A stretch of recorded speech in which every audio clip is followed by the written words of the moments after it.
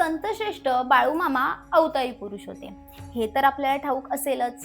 त्यांनी ठरवलं एखाद्या भक्तावर कृपा करायची, मग ते निसर्ग नियमाच्याही पलीकडे जात। एकदा बाळूमामांना त्यांच्या आवडीच्या आंबोळ्या खाण्याची इच्छा होती। त्यांच्या तळावर काही कारणास्तव आंबोळ्या बनू शकत नव्हत्या, त्यामुळे त्यांनी आपल्या सहकाऱ्यांना म्हटलं, चला आंबोळ्या खाण्यासाठी आपण बळवंत पाटलांच्या घरी जाऊया। बाळूमामा आपल्या सेवेकऱ्यांसह पाटलांच्या घरी पोहोचतात। पाटील आणि संपूर्ण कुटुंब आनंदी होतं।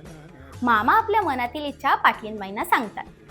मामा आपल्या घरी जेवणार या आनंदाने घरचं दारिद्र्य विसरून पाटलींबाई तांदूळ दळून आंबोळ्या करायला घेतात।